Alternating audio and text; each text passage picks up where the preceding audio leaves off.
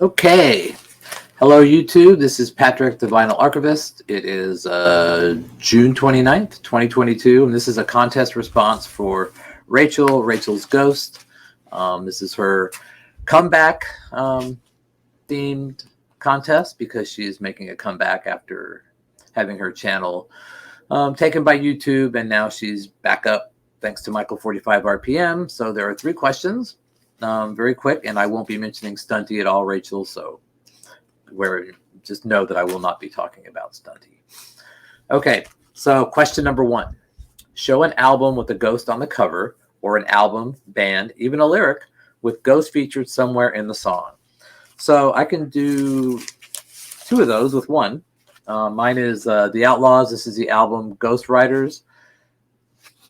See if you can see that. Ghost Riders. And there's a song on here, the title song, Ghost Riders in the Sky, which is a great Outlaws song. If you're not familiar with the Outlaws, they're a southern rock band. I think they're from Tampa, Florida. 3 Guitar Attack. A couple of the guys went on to play with Leonard Skinner, and I think we've lost a couple of them. I know Huey Thomason's dead, and I think that's the only one off this album. But this is probably their last really good record. But the first one and Hurry Sundown are excellent. So is the live album. And their greatest hits is good to have if you just want a taste of them. You can probably get their greatest hits for like a couple of bucks.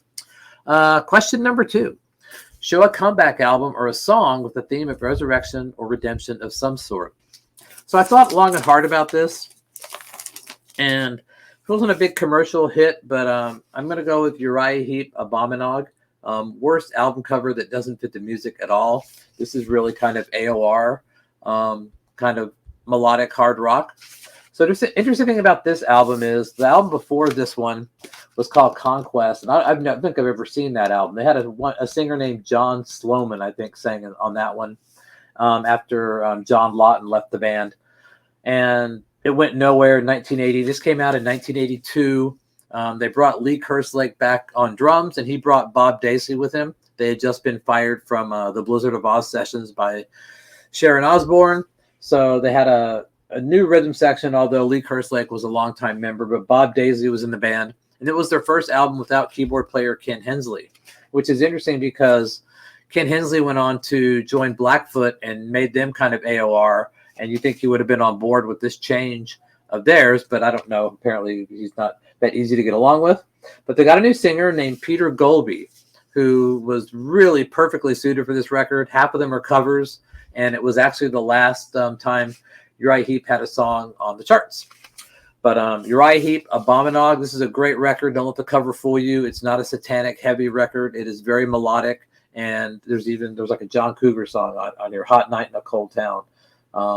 There's, like I said, half the songs are covers. Really, really good. You can get it pretty cheap out there. Like I said, the cover just not even indicative of what the music sounds like. And the last question is, show an album with some sort of association with Michael from 45 RPM Audiophile. Glasses, a 45 RPM record, an audiophile record, a German artist, etc., etc. Boy, so many things I could do for Michael, who's a great guy.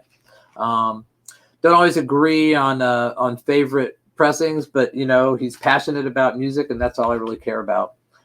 This to me makes me think of Michael 45 RPM. This is the Electric Record Company pressing of Love Forever Changes, one of my favorite records, and probably one of the most expensive records I ever bought, but I had to have it. This is such an important record for me, and if this was the best sounding version, then I was going to be all in on it, because this is an album that is very hard to find, in good shape for one, and really hard to find that doesn't have groove noise on the left channel, because the opening song, Alone Again or Question Mark, pretty much has nothing in the left channel, and so it's usually just massive freaking noise. Really, really annoying.